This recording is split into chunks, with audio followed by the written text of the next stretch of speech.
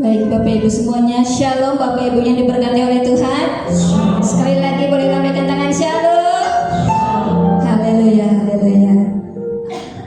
Selamat datang buat Bapak Ibu yang terus setia beribadah di tempat ini, maupun kepada Bapak Ibu yang baru pertama kali bergabung di tempat ini. Kami mengucapkan selamat datang. Mungkin ada di antara Bapak Ibu yang baru pertama kali gabung. Semua jemaat yang diberkati oleh Tuhan, berikan kemuliaan untuk Tuhan. Haleluya, haleluya. Tiba saatnya kita akan memulai ibadah ini. Mari kita satukan hati, kita tundukkan kepala, kita berdoa. Bapa, kami mengucap syukur Tuhan untuk kebaikan-Mu. Kami mengucap syukur Tuhan buat kasih setia-Mu. Kami mengucap syukur Tuhan atas penyertaan-Mu yang begitu luar biasa di dalam hidup ini Tuhan. Terima kasih Bapa, terima kasih. Kalau saat ini kami ada hanya karena anugerah-Mu dan kasih-Mu yang sangat luar biasa di dalam kehidupan kami Bapa. Tuhan Yesus, saat ini kami datang dengan hati yang penuh ucapan syukur. Kami mau angkat pujian penyembahan kami di hadapan-Mu Tuhan. Urapi setiap kami, jamalah setiap kami Tuhan. Biarlah Roh Kudus-Mu mengalir di tempat ini. Amen. Menguasai setiap kami. Nama-Mu yang ditinggikan. Kami pulang membawa kemenangan. Kami pulang membawa damai sejahtera. Kami pulang membawa sukacita yang baru dari Engkau. Yang sakit disembuhkan, yang lemah dikuatkan Tuhan. Terpujilah nama-Mu Tuhan Yesus. Ini hidup kami Tuhan. Ini hidup kami, ini hati kami. Ampuni segala dosa-dosa kami Tuhan. Bila kami punya pelanggaran dosa Tuhan, biarlah Engkau ampuni, Engkau layakkan setiap hidup kami di hadapan-Mu Tuhan. Biarlah setiap pujian penyembahan yang kami naikkan boleh naik ke hadapan-Mu, boleh menyenangkan hati-Mu Tuhan, boleh keberkenan di hadapan-Mu Bapa. Terpujilah nama-Mu Tuhan Yesus. Ini hidup kami, ini hati kami. Mari jemaat Tuhan yang siap memuji menyembah Tuhan, sama-sama kita katakan amin. Mari siapkan hati Bapak Ibu. Kita angkat satu pujian. Kemenangan terjadi di sini. Terima kasih Tuhan. Kami sungguh percaya. Ku menyembah dalam kudus hadirat.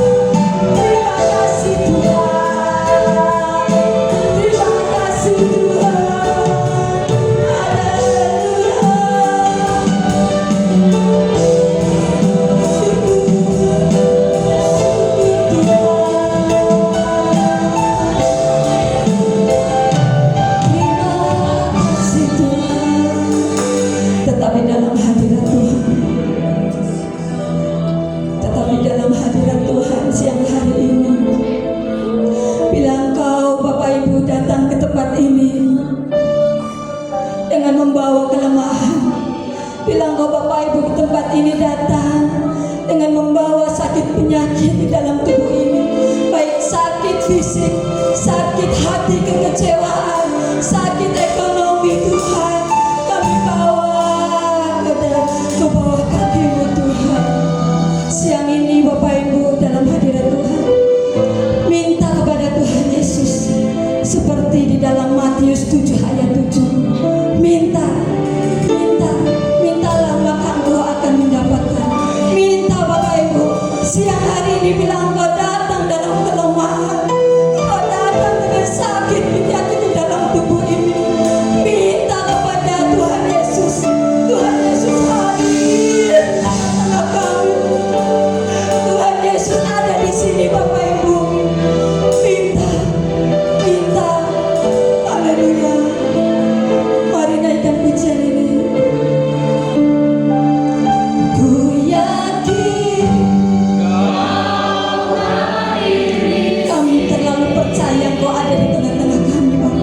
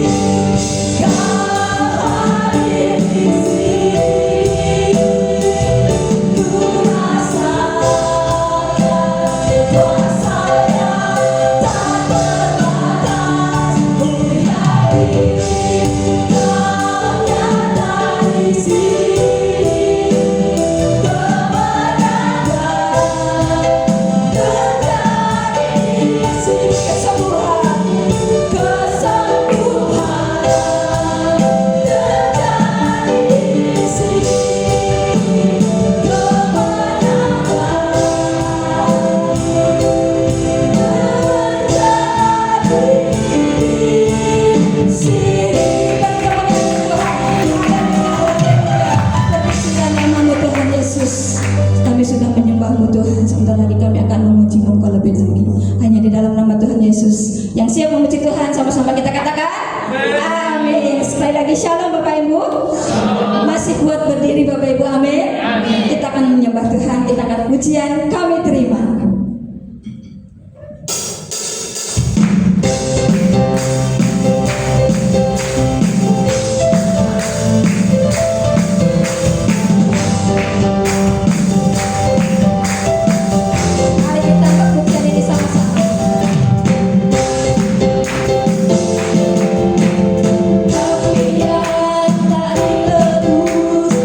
Dengan darah yang kudus,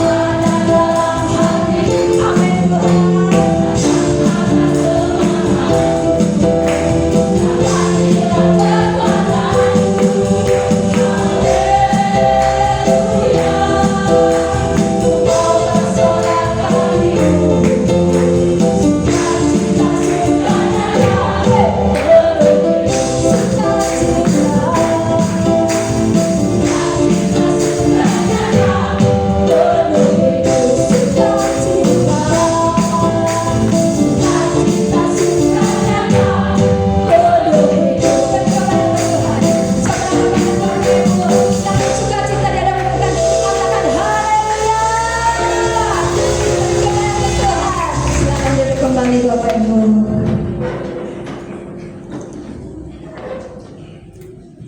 Tiba saatnya Tuhan, kami mau mendengarkan isi hatimu melalui kebenaran firman-Mu. Mari siapkan hati Bapak Ibu. Kita akan satu pujian. Engkau Bapakku yang baik. Kami terlalu bangga punya Bapa seperti Engkau Tuhan. Engkau terlalu baik di dalam kehidupan kami Tuhan. Terima kasih.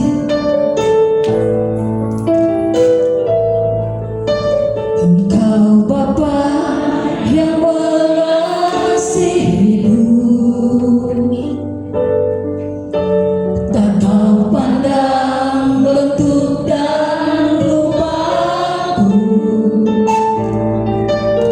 Engkau mengasihiku dengan sepenuh hati, tak pernah sama seperti dunia ini. Amin.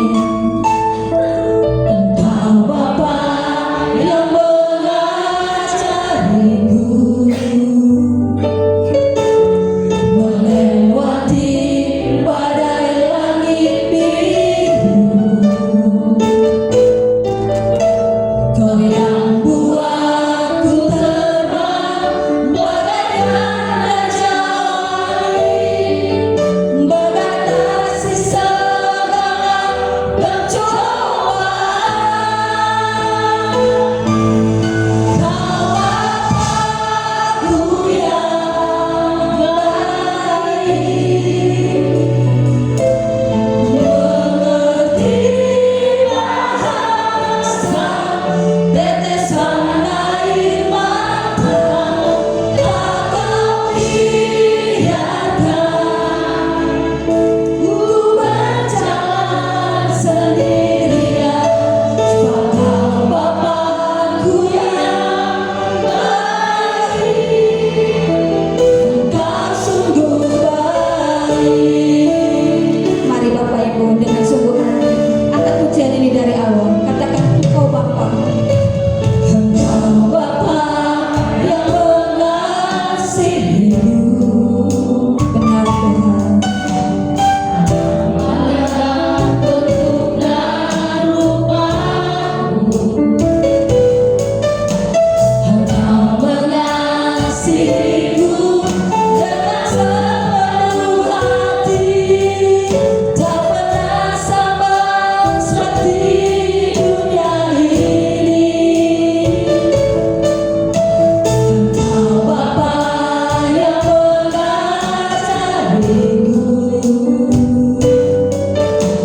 melewati badai langit biru. Kau yang buatku terbang bagaikan raja langit, mengatasi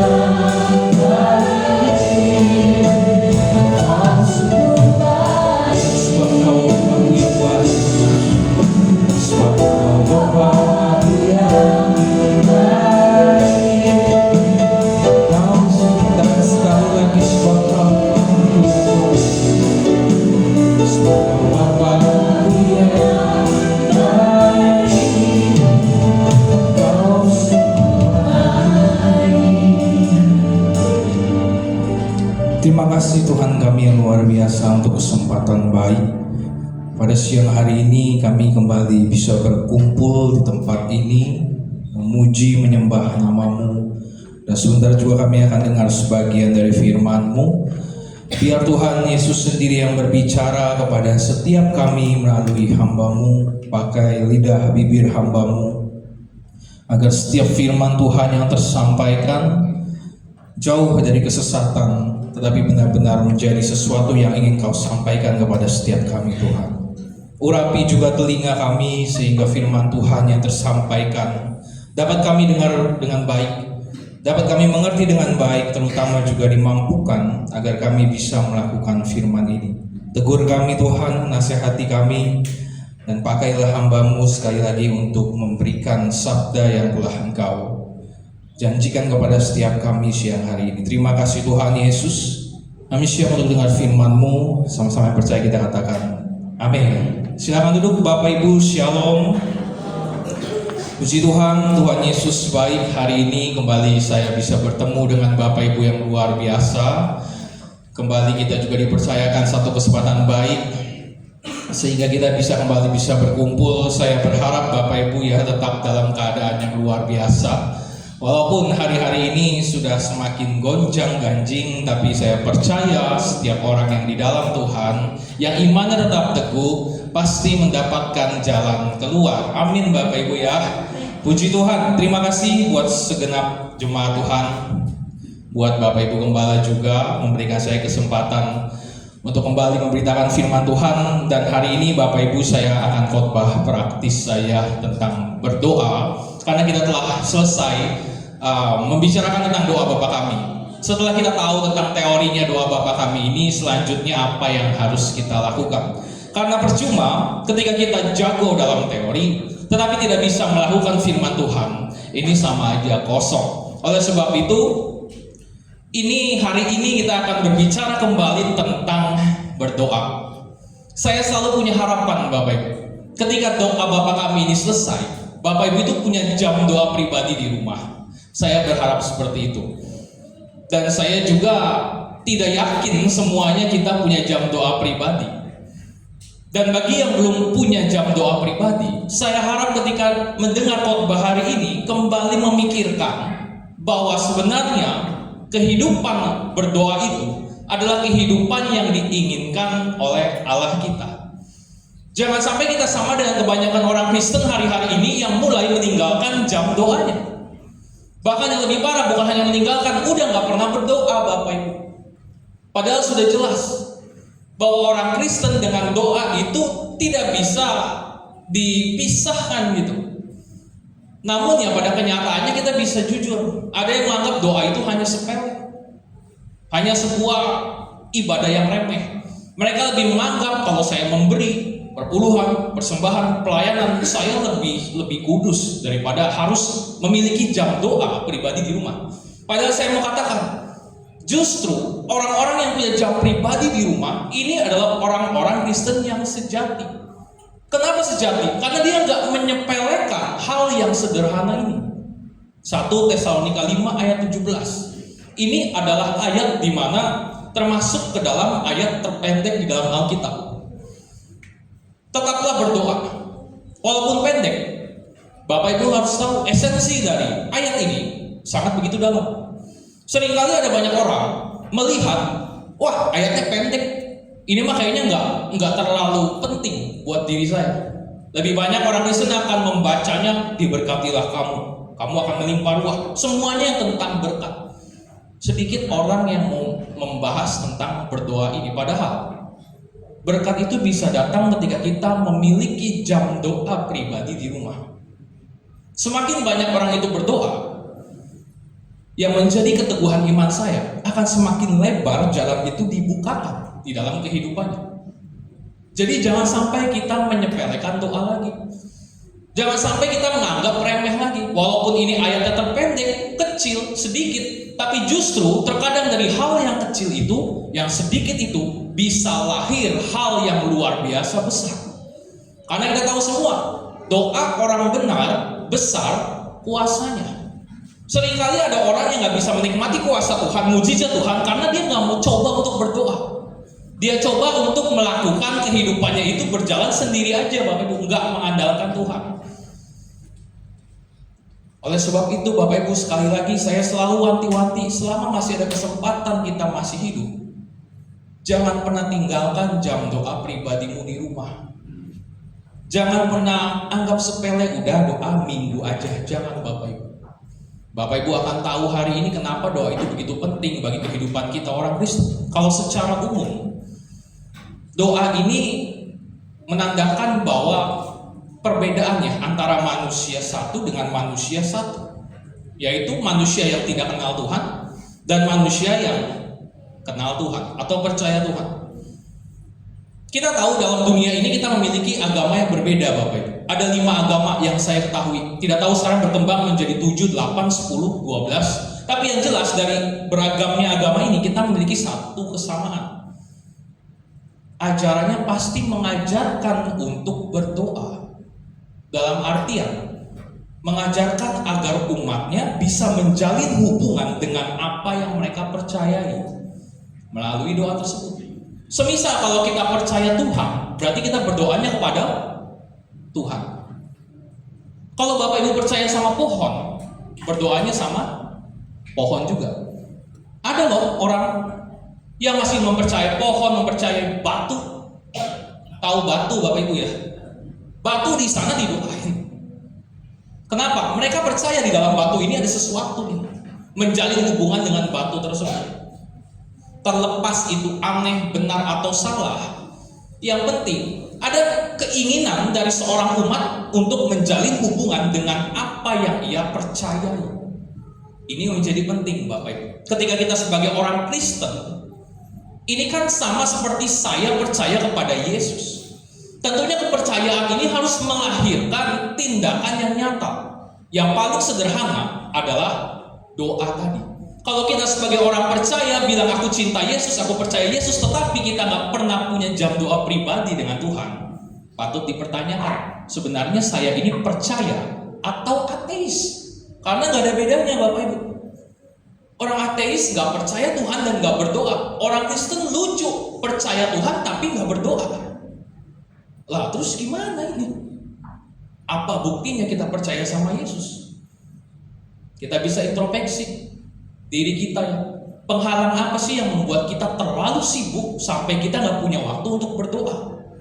Karena kepercayaan kita tanpa doa, tanpa jalin hubungan itu omong kosong belaka, Bapak Ibu. Walaupun kita udah jadi Kristen luar biasa lama, 15 tahun, tapi selama 15 tahun nggak pernah punya jam doa pribadi, jalin hubungan dengan Tuhan, itu omong kosong.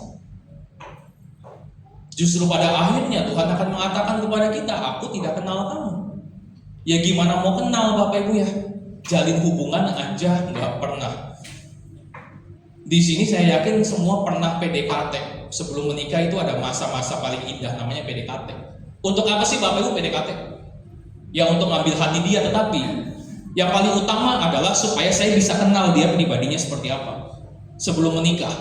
Ini kalau orang menikahnya dewasa. Soalnya ada juga orang yang menikahnya gak dewasa, baru kenal langsung ijab kabul aja, langsung nikah aja. Ini kurang dewasa, Bapak Ibu. Tapi kalau orang yang dewasa, mereka pacaran bukan hanya untuk merebut hati, dia coba kenal sukanya apa. Bukan hanya positifnya, negatifnya aja, dia harus tahu marahnya bagaimana. Kalau lagi kesel bagaimana. Supaya apa, Bapak Ibu? Supaya ketika menikah dia nggak salah. Terkadang kalau pemberkatan gitu ya, di sini si pendeta itu suka guyon, ngejokes.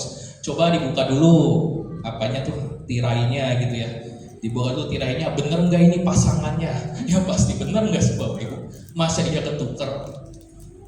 Tapi ada loh orang kalau zaman dulu didracin kan ketutupannya itu nggak kelihatan banget, Bapak Ibu. Kalau dia nggak kenal sama wanitanya, bisa aja ditukar nih wanita nih.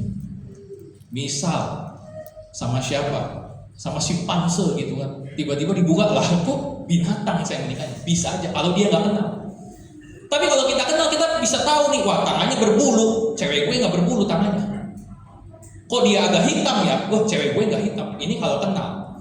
Nah, sama kehidupan kita dengan Allah Bapa. Ketika kita nanti pulang, Bapak Ibu selalu ingat kita ini mempelai dari Tuhan Yesus.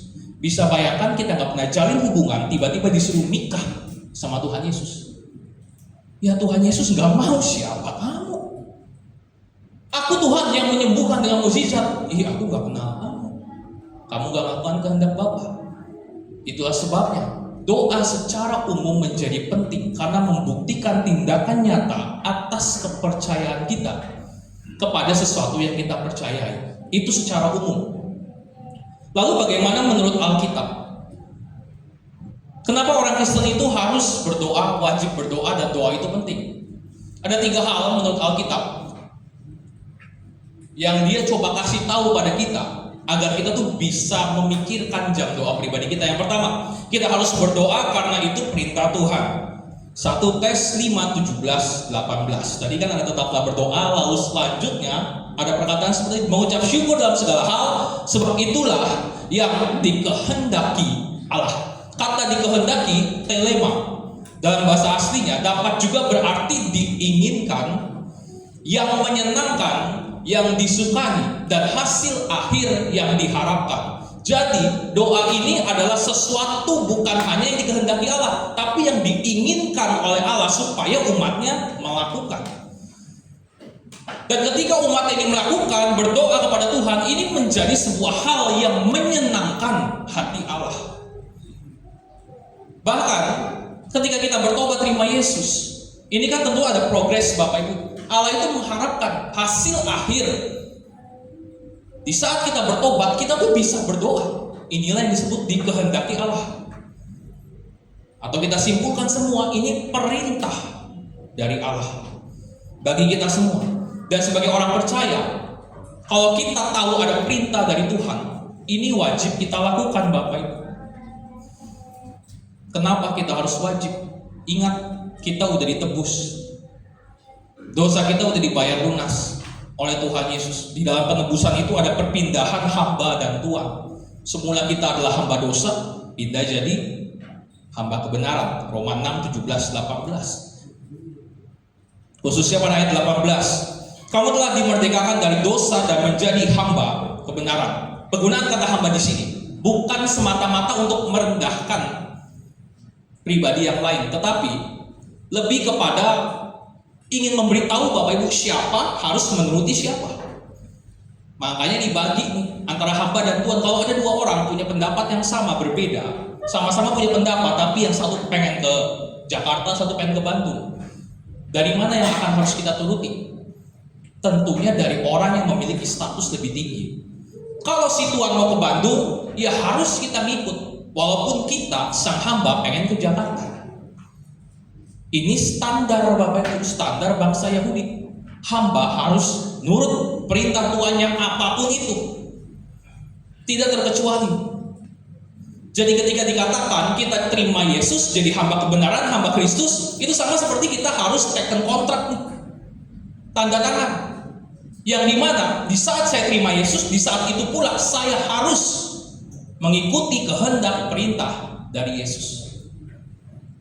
Jadi kekristenan nggak sesimpel kita dibaptis lalu udah masuk surga, tidak ada. Tapi harga matinya dibaptis, tanda tangan, saya siap bertobat, saya siap ngikut kehendak Tuhan Allah.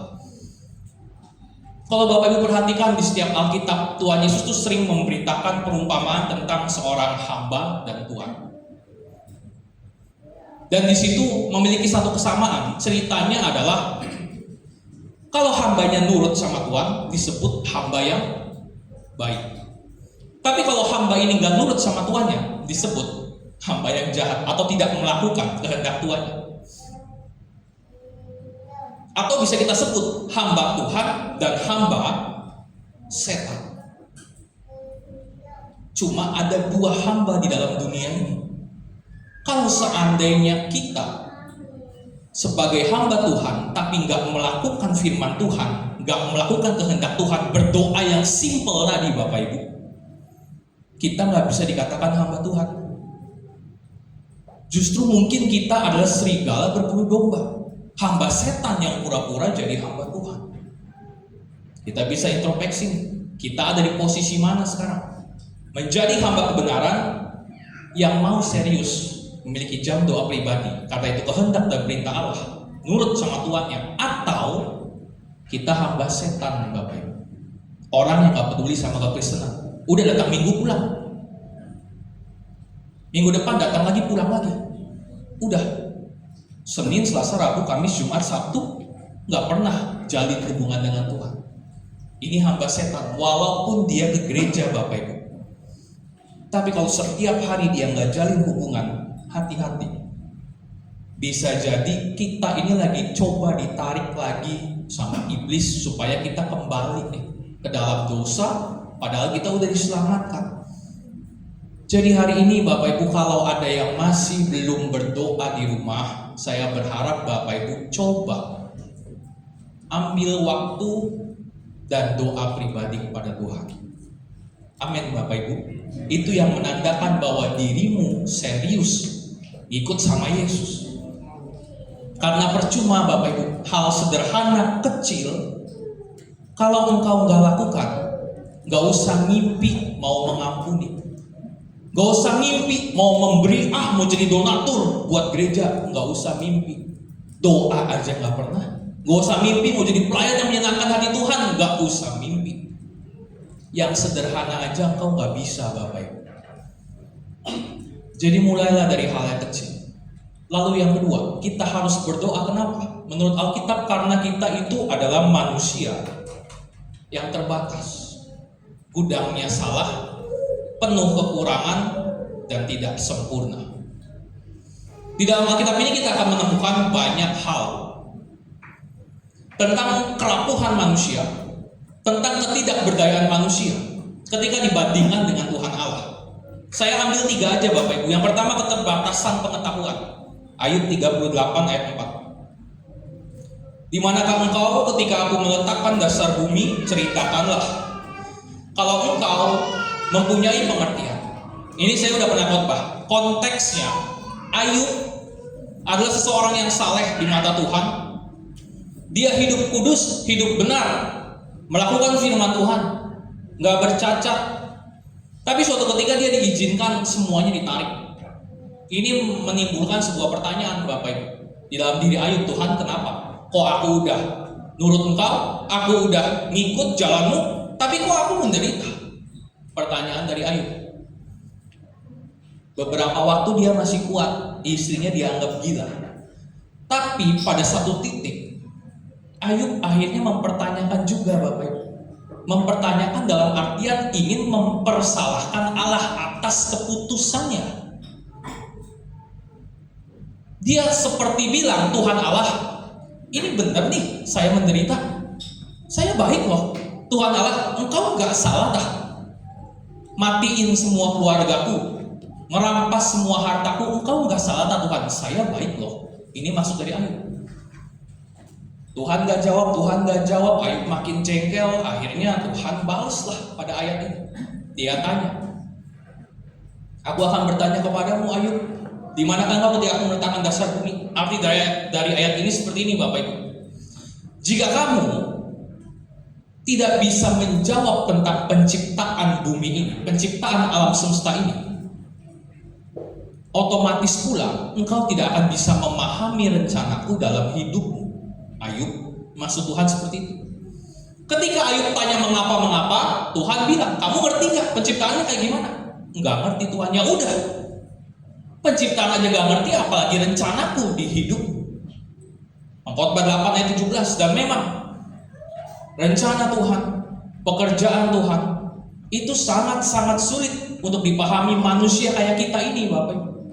Pengetahuan kita terbatas, Tritunggal. Sampai saat ini masih jadi perdebatan. Kenapa? Terbatas pengetahuan kita Bapak Ibu. Walaupun ada banyak orang kasih analogi begini, tapi tetap aja ada cacatnya analogi tersebut.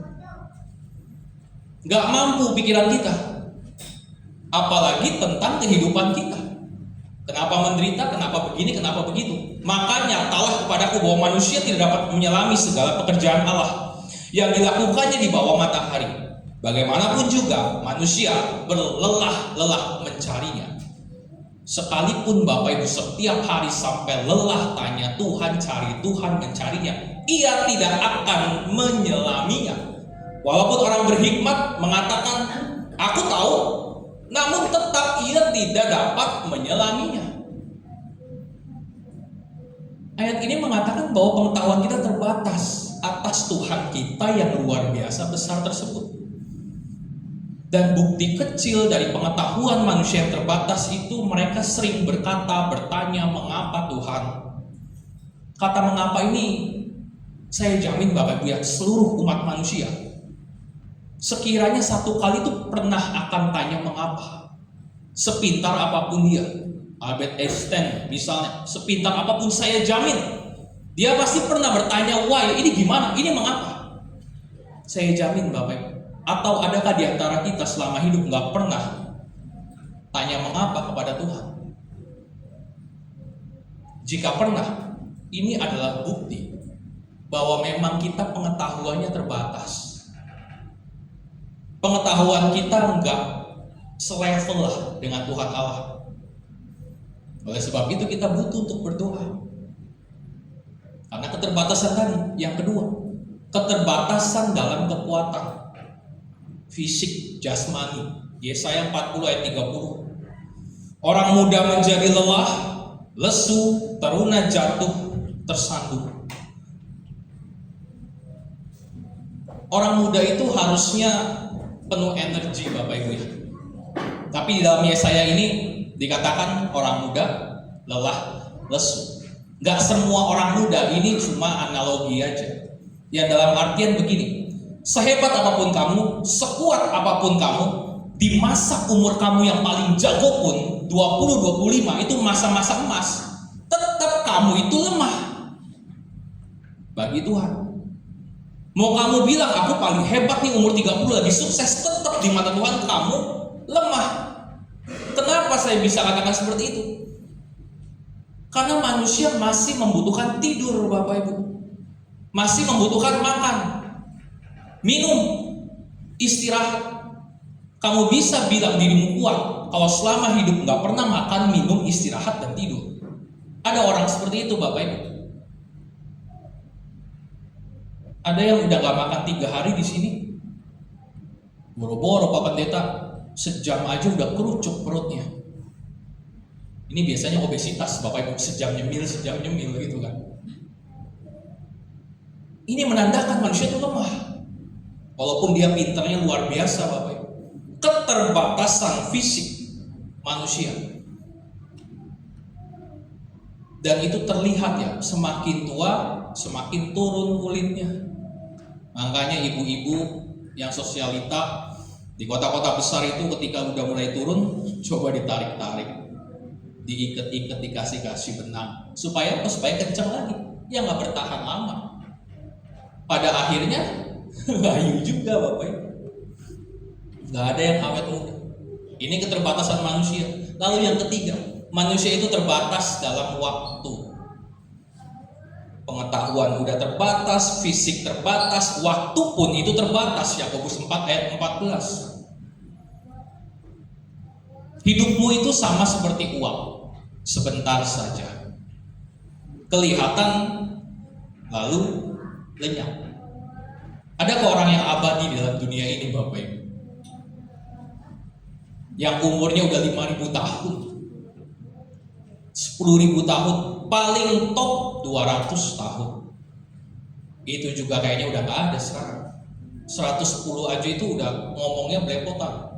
Disuruh khotbah pun tidak buka ayat, gak ada giginya Bapak Ibu. Susah ngomongnya. Benerlah kata si Mazmur, masa hidup kami 70 tahun. Kalau kami kuat 90 ayat 10. 80 tahun tembagaannya adalah kesukaran, penderitaan, sebab berlalunya buru-buru dan kami melayang lenyap. Bisa lenyap dengan cepat. Dari 3 hal ini sebenarnya masih ada banyak lagi keterbatasan manusia yang menandakan manusia ini nggak mampu. Debu tanah nggak berarti sebenarnya Bapak Ibu. Dan kalau seandainya hari ini Bapak Ibu belum sampai pada batas tersebut, Bapak Ibu wajib mengucap syukur karena anugerah waktu yang diberikan Tuhan. Karena ada yang sampai hari ini gak nyampe, batasnya udah habis. Tidurnya sekarang udah di peti mati. Gak tahu masih ada atau tubuhnya Bapak Ibu. Mungkin sudah hilang, dimakan mikro gitu kan. Tetap akan ada waktunya kita sampai pada batas kita berjalan dalam kehidupan ini. Gak bisa santai terus. Ingat khotbah saya kemarin, ulang tahun semakin mendekati kematian, garis akhir. Tanpa kita sadari, berjalan pelan-pelan. Hitung aja Bapak Ibu. Kira-kira Bapak Ibu, kalau kata Ibu Gembala, berapa Natalan lagi? Masih sanggup 10 Natalan lagi? Sanggup Pak Pendeta? Masih sanggup 20 Natalan lagi? 30, 40, 50 Natalan lagi? Tetap aja, sejagonya Bapak Ibu jaga kesehatan, kalau batasnya kita udah nyampe top, udah pulang. Jadi sungguh kurang bijaksana ketika kita sebagai manusia masih jalan belum nyampe batas, tapi nggak terima kasih sama Tuhan, nggak pernah berdoa sama Tuhan, nggak pernah bersyukur sama Tuhan. Kalau batas kita belum nyampe, Bapak Ibu bisa introspeksi. Kapan terakhir berterima kasih kepada Tuhan? Terima kasih Tuhan untuk hari ini, Engkau telah baik yang luar biasa, nafasku masih sempurna. Terima kasih Tuhan, aku masih bisa melihat dengan baik. Aku tidak pikun. Aku masih bisa turun dari kasur Tuhan, mencari uang. Kapan terakhir Bapak Ibu bilang terima kasih sama Tuhan? Puji Tuhan, kalau yang tadi pagi masih berterima kasih, bertobatlah. Kalau udah sebulan, 2 bulan, 3 bulan, engkau gak pernah berterima kasih, selalu ingat, detik demi detik, ke menit, jam, hari, minggu, bulan, tahun, semua itu anugerah dari Tuhan. Tanpa Tuhan izinkan, ya kita gak akan bisa sampai pada hari ini. Jadi coba kembali berpikir, kalau ada orang udah dikasih anugerah tapi gak mau berdoa, kira-kira Bapak Ibu, ini orang kurang ajar atau gimana nih? Coba pikirkan itu. Kalau seandainya Bapak Ibu masih belum mau berdoa di rumah, males minggu aja, pikirkan itu. Dan yang ketiga, kenapa kita harus berdoa? Mengapa doa itu penting menurut Alkitab? Nyambung dengan poin 2 tadi Bapak Ibu. Ketika poin 2 mengatakan bahwa kita manusia itu terbatas, otomatis keterbatasan ini harus diisi dengan sesuatu hal yang tidak terbatas. Dan tidak terbatas ini kan hanya dimiliki oleh Tuhan kita Yesus Kristus. Jangan pernah berharap mengandalkan orang yang tidak terbatas pula. Udah tahu kita, saya nggak terbatas, saya terbatas. Opung saya juga terbatas, anak terbatas. Ya jangan andalkan mereka. Andalkanlah seseorang pribadi yang tidak terbatas. Amin Bapak Ibu. Yesus Kristus itu. Karena cuma Dia yang bisa melengkapi ketidakterbatasan atau keterbatasan kita. 2 Korintus 12 ayat 9. Masih ingatkah kisah tentang Paulus Bapak Ibu ya, duri dalam daging? Ini adalah satu kalimat yang luar biasa ketika dia bilang, sebab justru dalam kelemahanlah kuasaku menjadi sempurna. Dalam kelemahan, keterbatasan dia. Seorang rasul yang luar biasa, menuliskan 60% dari perjanjian baru, bukan murid langsung Yesus, kenal Yesus pas Yesus sudah mati, tapi kehebatannya dalam menulis, memberitakan Injil, saya bisa pastikan kayaknya lebih hebat dari Petrus Bapak Ibu, Paulus itu. Kenapa? Bukan hanya dia tulis Injil, tapi dia tulis di dalam keterbatasannya. Petrus kalau mengajar dia nggak punya kekurangan. Paulus, saya udah pernah khotbah ya, dulu di dalam daging dalam sesi yang luar biasa banyak. Dan itu keterbatasan yang nggak kecil. Itu kelemahan yang luar biasa bagi diri Paulus. Bisa menghalangi pelayanan dia, tetapi yang menjadi luar biasa di sini Bapak Ibu, walaupun dia punya kelemahan, keterbatasan, itu nggak dia jadikan alasan untuk tidak mencari Tuhan. Walaupun dia punya keterbatasan, dia tetap maju cari Tuhan, tetap melayani Tuhan. Ini luar biasa. Walaupun ada keterbatasan. Kenapa dia bisa melakukan seperti itu? Karena Paulus tahu kelemahan ini, keterbatasan ini hanya bisa diisi oleh Yesus. Itulah sebabnya di dalam kelemahanku nyata kuasamu semakin sempurna. Coba kita pikirkan Bapak Ibu hari-hari ini apa yang menjadi keterbatasan kita ketika kita hidup menjadi orang-orang Kristen. Lalu sudahkah kita menyerahkan keterbatasan itu kepada Tuhan di dalam doamu? Atau engkau menggalau ria terus di kamar? Saya mah memang begini, saya mah memang miskin, saya mah memang bodoh. Udahlah, gak berguna saya buat gereja. Atau Bapak Ibu berdoa, Tuhan tahu saya ini bodoh, Tuhan, saya ini kekurangan Tuhan. Tapi Tuhan, aku bisa apa ya untuk melayani Engkau? Ini dua pribadi yang berbeda. Yang satu, keterbatasan gak menghalangi dia untuk cari Tuhan. Yang satu, keterbatasan dijadikan alasan untuk tidak bertemu dengan Tuhan. Keterbatasan itu banyak hal Bapak Ibu ya. Permasalahan berat dalam hidup kita juga itu merupakan sebuah keterbatasan. Terkadang ada sebuah permasalahan yang membuat kita itu sampai bingung Bapak Ibu gimana harus menyelesaikannya. Terkadang sampai pikiran kita buntu. Udah gak ngerti lagi nih jalan keluarnya seperti apa. Yakobus 1 ayat 5. Ini masuk ke poin 2, keterbatasan pengetahuan. Manusia gak bisa nyampe otaknya hanya dengan masalah kehidupannya. Saya tahu di sini Bapak Ibu banyak masalah. Masalahnya pasti beda-beda, tapi pasti ada yang berat banget nih. Sampai buat kita bingung gimana cara menyelesaikannya. Hikmatnya udah gak ada lagi. Di saat ada keterbatasan itu, lihat kata Yakobus. Apabila di antara kamu ada yang kekurangan hikmat, hendaklah ia memintanya kepada Allah. Artinya apa Bapak Ibu? Di saat kita meminta kepada Allah, itu sama seperti kita sedang menjalin hubungan dalam doa. Keterbatasanmu bukan menjadi alasan sekali lagi buat kita menjauhi Tuhan. Justru karena engkau tahu engkau lemah, terbatas, di situ engkau harus makin dekat dengan Tuhan. Harusnya seperti itu. Amin. Atau mungkin hari-hari ini kita lagi dalam keterbatasan hati gitu ya. Perasaannya sedang letih, lesu, kehabisan tenaga. Udah capek Bapak Ibu kerja, bangun jam 5, tidur jam 5. Orang mah kerjanya 12 jam, Bapak Ibu kerja 20 jam. Bertahun-tahun membuat diri kita terkadang capek Bapak Ibu, letih, lesu. Mau ngapain kalau seandainya kita sampai pada titik ini?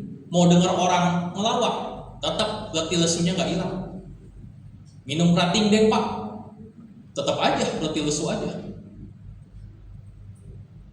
Mabok, ya sebentar doang lupa, besok sadar lesu juga. Gak ada jalan keluar, keterbatasan fisik tadi. Tetapi di dalam Yesaya 40 ayat 31 mengatakan, orang yang menantikan Tuhan mendapatkan kekuatan baru. Menantikan Tuhan, saya pernah khotbah ini juga Bapak Ibu ya. Bukan pasif, tetapi aktif.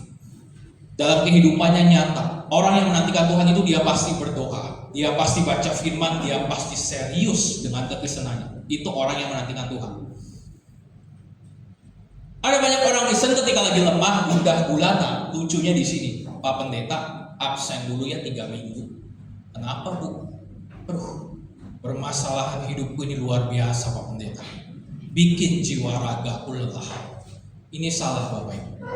Jangan sampai kita termasuk sama orang-orang yang ketika lemah malah menjauh dari Tuhan. Justru kalau kita mau mendapatkan kekuatan, kembali bangkit berapi-api, nantikanlah Tuhan. Makin kenceng doanya Bapak Ibu.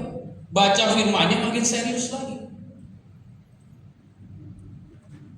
Sehingga walaupun masalahmu belum selesai, tapi kekuatan baru itu masuk ke sini. Yang semula kau lemah, letih, lesu, dolar kau naik terus. Udah tahu dolar naik, bilangnya desa nggak pakai dolar. Dia nggak tahu Bapak Ibu ya.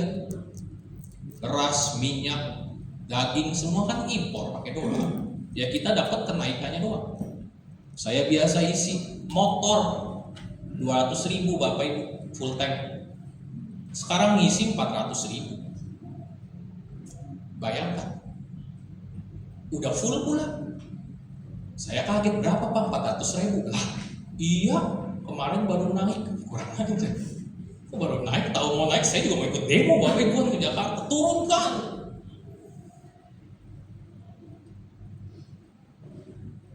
Saya udah sering bilang ya ke teman saya waktu pertama kali dia bilang, udah berubah aja ke Pertamax. Pertamax masih murah. Nggak tahu kenapa, saya coba baca-baca, ternyata Pertamax juga akan naik. Diketawain nggak mungkin lah Pertamax naik. Ini kan ngincernya supaya orang-orang yang di atas kayak Turbo, Dex itu bisa nggak dapet subsidi. Jadi uangnya merata. Lihat aja kata saya Pertamax naik, bener naik. Bapak Ibu, naiknya 4.000 lagi. Tinggal Pertalite. Di sini yang masih menggunakan Pertalite, jangan seneng bangga dulu. Tunggu bulan depan. Bisa aja, feeling saya ke 15.000. Turbo ke 35. Wah ini udah kayak ramalan aja gitu ya. Ini menghadapi keadaan seperti ini gimana nih? Harusnya dibenahi tapi blunder terus. Perhatikan deh. Ada yang ngikutin politik gak sih Bapak Ibu? Perhatikan kalau mereka ngomong. Puji Tuhan kemarin ditangkap MBG. Digantinya sama orang aneh. Tahu lah siapa. Rame tuh dari UI kalau nggak salah. Dia mempertanyakan kenapa orang seperti ini bisa jadi pemimpin. Lucunya negara kita ya, harus diberesin tapi dikasih narasi yang gak pernah nyambung Bapak Ibu. Dulu lagunya MBG Mas Bahlil ganteng. Sekarang tahu gak liriknya apa Bapak Ibu? MBG Mas Bahlil. Gak ada yang berani sih. Udah udah bukan ganteng lagi. Dan hebatnya mereka masih ada di atas sana Bapak Ibu. Gak dibenerin. Sekarang kita kalau mau berharap pada dunia ini sekarang Bapak Ibu ya jujur. Mau berharap sama siapa?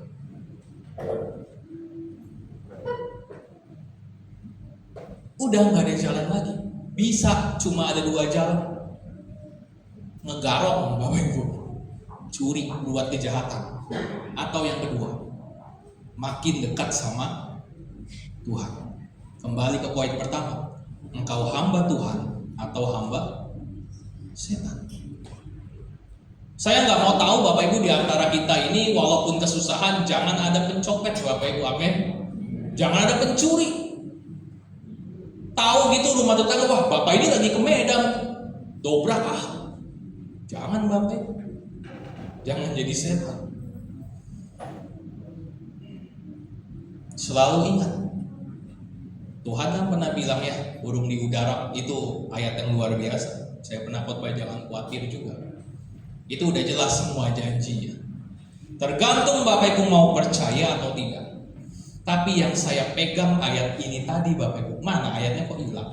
Kalau kita tetap nantiin Tuhan, menantikan Tuhan, Dia udah kasih jaminan kekuatan baru akan ada di dalam hidup. Tuhan jamin itu. Jangan lari kemana-mana. Tetap cari Tuhan biar kekuatan itu masuk di dalam kehidupan. Aminnya mana? Luar biasa. Ingat amin kemarin Bapak Ibu, masa ya dengan firman berarti Bapak Ibu nggak percaya apa yang saya katakan. Ini firman Tuhan, bukan saya katakan Bapak Ibu.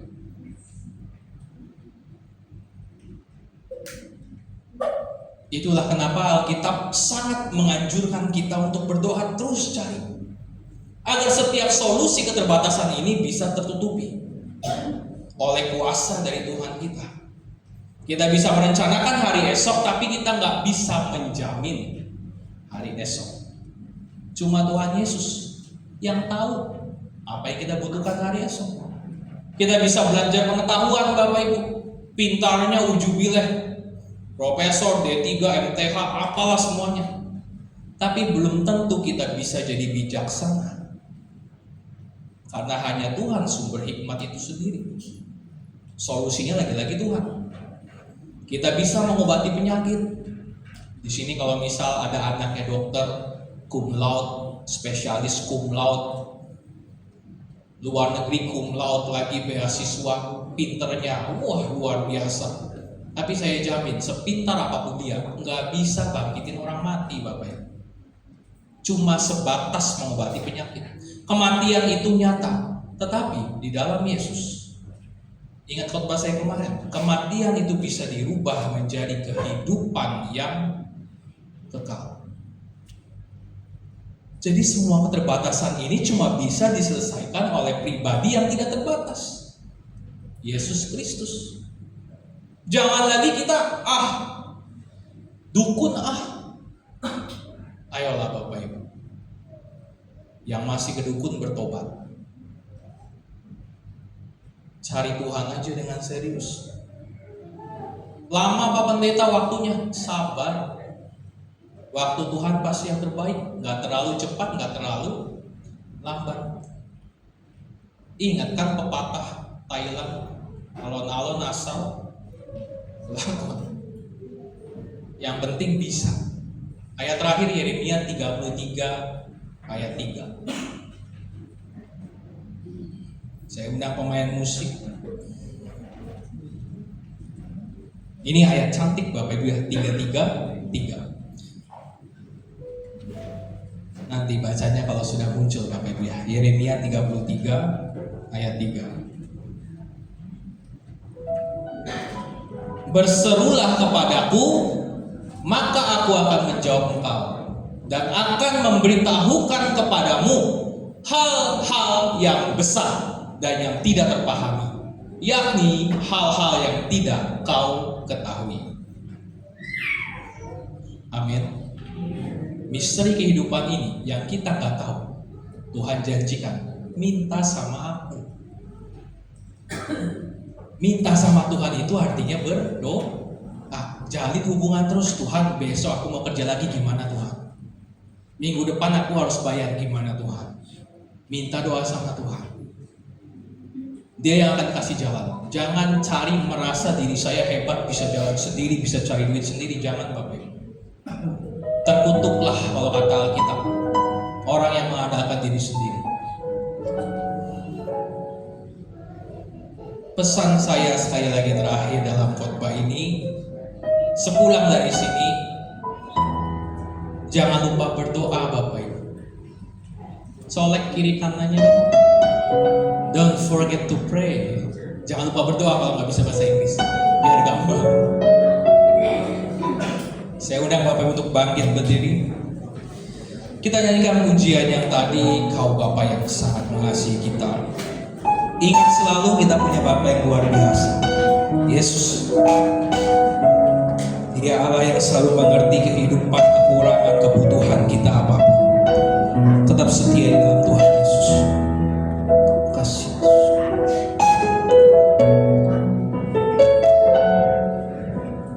Kau Bapa yang mengasihimu, Kau pandang bentuk dan rupaku, Kau mengasihiku Tuhan, Engkau mengasihiku dengan sepenuh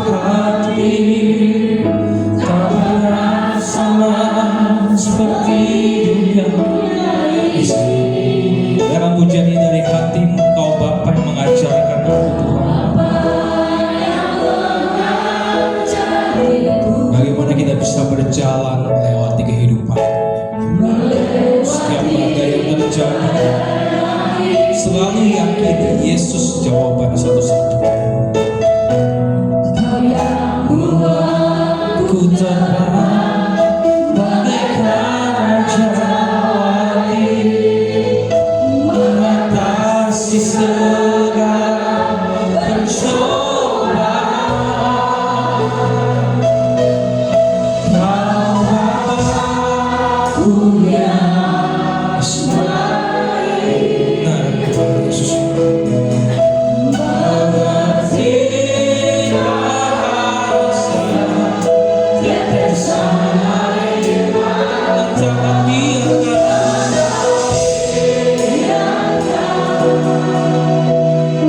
berjalan sendirian, sebab Kau Bapa-Ku yang baik. Kau sungguh baik. Sekali lagi menjadi dari hati, serahkan semua permasalahanmu pada Bapa kita yang luar biasa, Tuhan Yesus.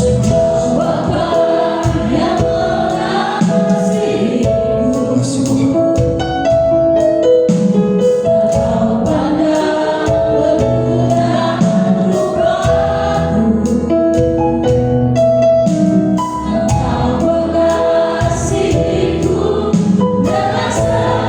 Tuhan.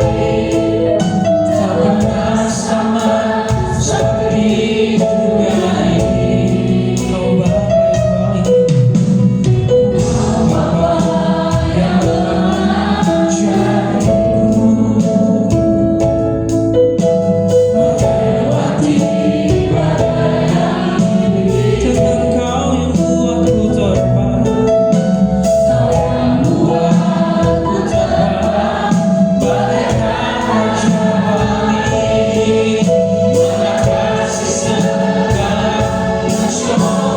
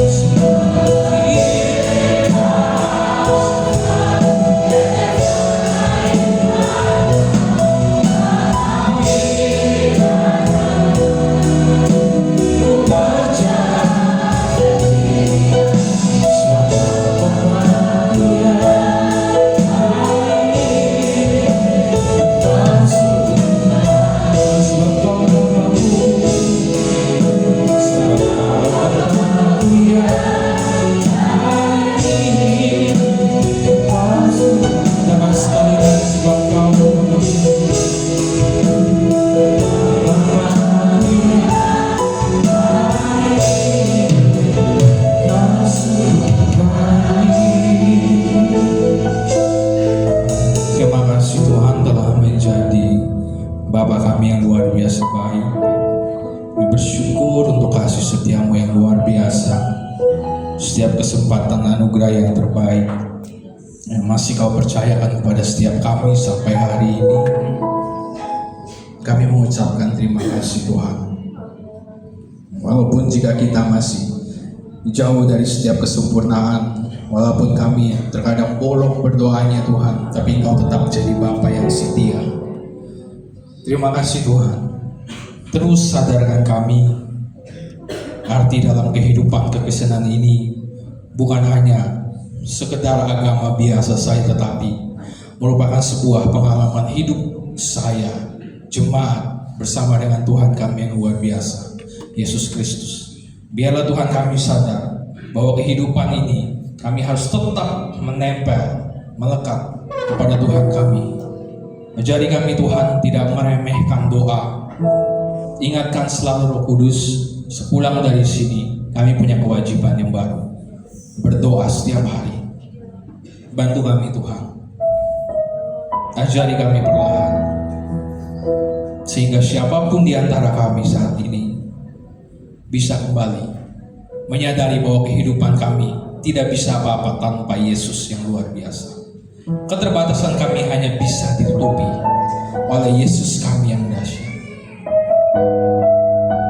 Sekali lagi terima kasih Tuhan untuk firman-Mu. Biar firman ini terpaku dengan baik di setiap hati kami. Dan biarlah Tuhan Yesus selalu mampukan kami agar kami bisa melakukan firman-Mu dengan baik. Di dalam nama Tuhan Yesus Kristus hamba-Mu berdoa, mengucap syukur, menyerahkan semuanya ke dalam tangan-Mu. Amin. Silakan duduk Bapak Ibu. Baik. Bapak Ibu sangat diberkati oleh firman Tuhan, amin. Yang diberkati oleh firman Tuhan, berikan kemuliaan Tuhan. Haleluya, haleluya. Terpuji nama Tuhan. Tiba saatnya kita akan memberikan persembahan. Sebelumnya mari kita berdoa. Tuhan Yesus, kami sungguh mengucap syukur Tuhan siang hari ini Tuhan. Kami sudah mendengarkan kebenaran firman-Mu Bapa, dan kami sungguh sangat diberkati oleh kebenaran firman-Mu siang hari ini Tuhan. Biarlah firman yang sudah kami dengar Tuhan boleh berakar, bertumbuh, berbuah di dalam kehidupan kami, dan mengingatkan kami Tuhan untuk terus berdoa di dalam kehidupan kami Bapa. Kami berdoa untuk hamba-Mu yang sudah menyampaikan kebenaran firman-Mu, biar Engkau pakai lagi secara heran dan luar biasa, secara lebih dan lebih lagi Tuhan. Biar nama-Mu dipermuliakan, banyak jiwa-jiwa dimenangkan demi kemuliaan nama-Mu. Bila sebentar kami akan memberikan persembahan, berkati kami Tuhan, juga kolektor yang ada. Terpuji nama-Mu, hanya di dalam nama Tuhan Yesus. Haleluya. Amin. Saya undang dengan hormat yang bertugas. Di sini ada Bapak Rizky dan Bapak Domonik untuk membawakan kantong persembahan. Mari kita angkat pujian, jangan lelah.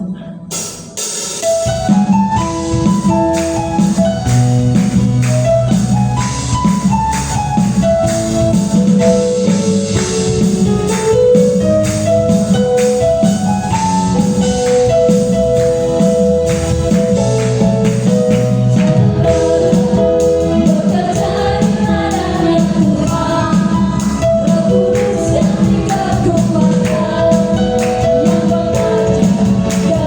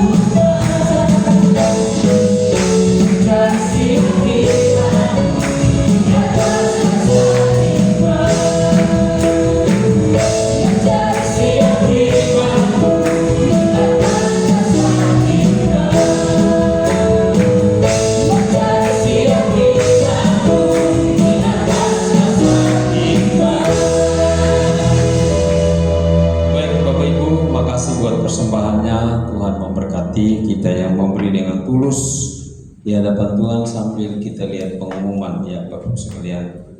Terima kasih buat persembahannya. Kita doakan biar persembahan Bapak Ibu bermanfaat, berguna khususnya buat membangun kerajaan Allah melalui Gereja Betel Indonesia di GBI Ciledug ini, yaitu membiayai seluruh aktivitas yang ada. Baik Bapak Ibu sekalian, sambil kita lihat pengumuman, kita sudah belajar tentang doa ya. Kita kembali lagi review ulang perjalanan hidup kita saudara ya. Kita mulai berpikir seperti ini. Kalau Yesus saja dia berdoa 40 hari, dia turun dari 40 hari baru dia tampil dalam pelayanan dengan kuasa Tuhan. Betul saudara ya. Musa 40 hari penuh digodok.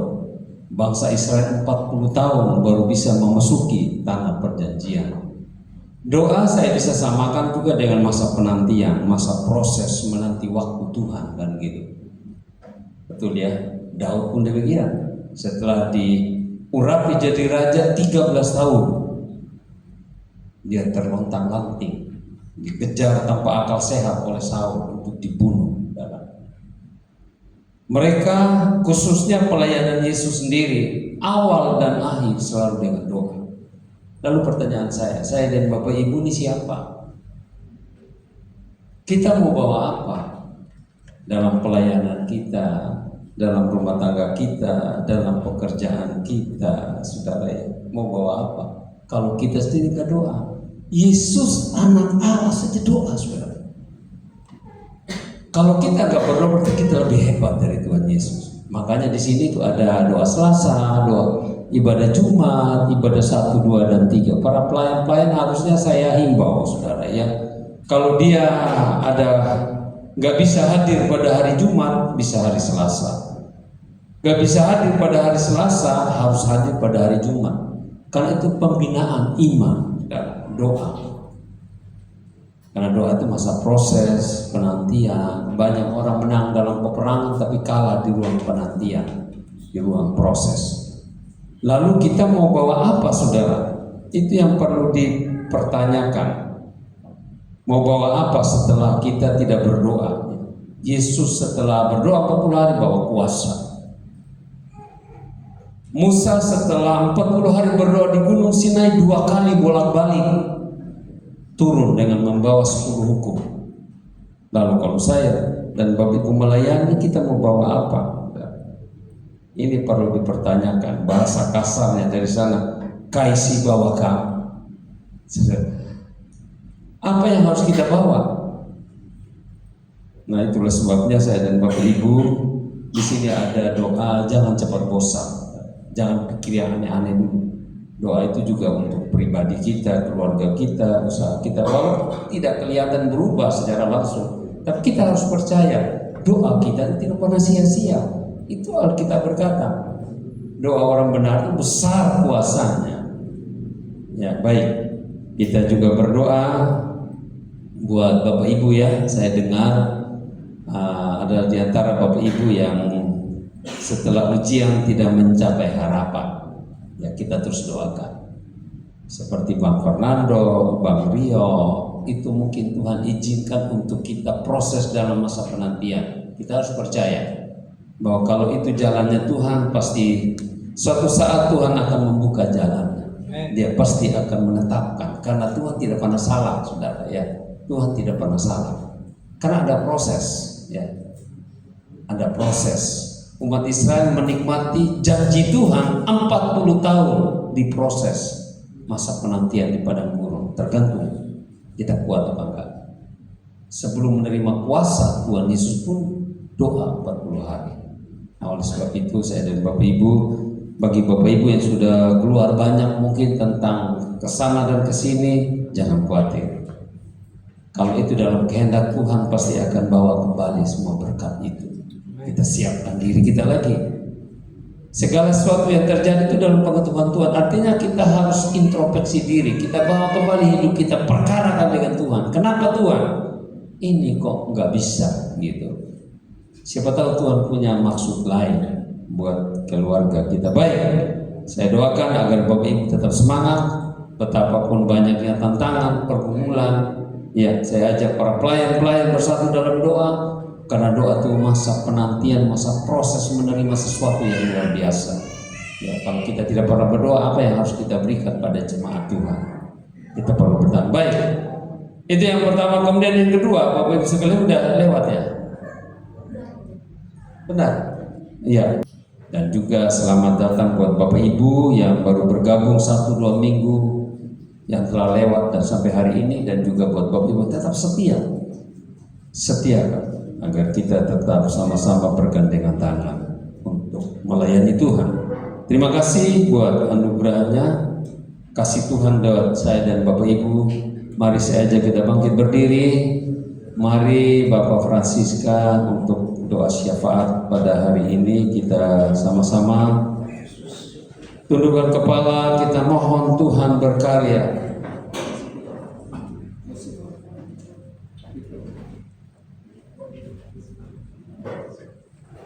Kita aminkan Bapak sekalian.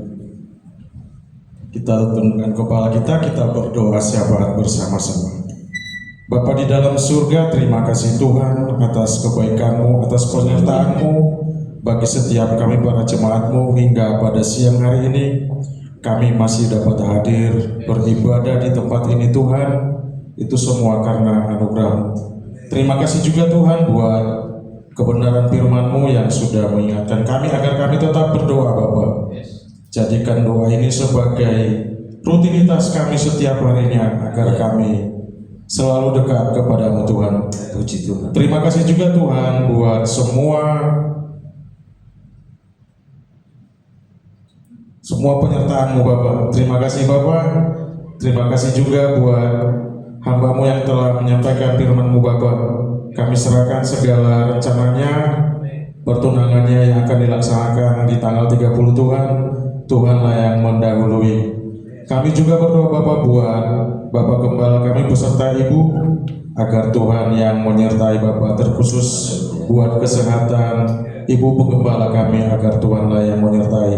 Sertai juga Tuhan anak dan cucu menantu mereka yang akan hadir pada minggu-minggu depan ke tempat ini Bapak. Terima kasih juga Tuhan, kami berdoa buat keamanan dan ketertiban bangsa kami, situasi serta perekonomian bangsa kami Tuhan, agar Tuhanlah yang memberikan kebijakan kepada pemimpin negara kami Bapak, agar setiap kebijakan dan keputusan yang mereka buat tidak merugikan bangsa dan rakyatnya Bapak. Kami juga berdoa Tuhan untuk setiap gereja-gereja Tuhan di negeri kami ini, secara khusus Gereja Betel Tuhan memberkati dari pucuk pimpinan hingga sinode Bapak. Kami juga berdoa Tuhan untuk kesehatan jemaat-Mu yang saat ini sedang sakit Tuhan. Tuhanlah yang menyembuhkan Bapak, agar di hari-hari kedepannya kami bisa bersama-sama memuji dan menyembah Tuhan. Kami juga berdoa Tuhan untuk setiap anak-anak kami yang telah menyelesaikan ujian. Kiranya Tuhan yang menyertai mereka. Bagi anak-anak kami yang akan melanjutkan ke tingkat fakultas, Tuhanlah yang menunjukkan serta mengarahkan mereka Bapak. Bagi anak-anak kami yang akan melanjutkan pendidikan mereka ke tingkat selanjutnya, Tuhanlah yang menunjukkan setiap sekolah-sekolah yang sesuai dengan harapan mereka Tuhan. Terima kasih Bapak, inilah doa permohonan kami dan doa syafaat kami Bapak. Kami serahkan setiap hidup kami Bapa, namun kehendak-Mu lah yang terjadi atas setiap hidup kami. Di dalam nama Tuhan Yesus Kristus kami berdoa dan mengucap syukur. Amin. Kami serahkan mereka yang berulang tahun di minggu ini Tuhan. Kiranya Engkau juga menolong dan memberkati mereka. Biar nama-Mu dipermuliakan. Kami secara khusus berdoa buat Reno dan Saudara Rio. Kiranya Tuhan terus berikan semangat kepada hidup mereka. Ya, menjadi orang besar bukan dalam arti tidak ada kegagalan. Itu adalah pelajaran. Tuhan sedang mempersiapkan sesuatu buat mereka. Biar mereka terus bersemangat. Kedua orang tua menopang mereka. Apa menjadi rencana? Kami tahu kalau Engkau sudah menetapkan mereka, pasti satu waktu mereka akan lancar dalam perjalanan mereka. Demikian juga buat seluruh anak-anak dari jemaatmu yang saat ini sedang mempersiapkan diri melanjutkan biaya-biaya yang ada. Tuhan memberkati kami semua. Terima kasih Bapak. Sebentar juga kami mau pulanglah bersama kami, serta lindungi berkati hantar kami dengan selamat dan bawa kami kembali pada hari-hari berikutnya. Sebelum kami pulang, kami mau terima berkat Tuhan. Karena itu Bapak Ibu, kiranya berkat dari Allah Bapa, berkat Abraham, Ishak dan Yakub, berkat yang datang dari Tuhan sendiri, keselamatan, perlindungan dari Yesus Kristus yang telah naik ke surga, dan dalam persekutuan Roh-Nya yang Kudus akan memampukan saya dan Bapak Ibu meraih berkat-berkat jasmani dan rohani dalam setiap pekerjaan dan profesi yang Tuhan sudah tetapkan mulai saat siang hari ini sampai selama-lamanya. Berkat Tuhan mewarnai seluruh perjalanan hidup saya dan saudara.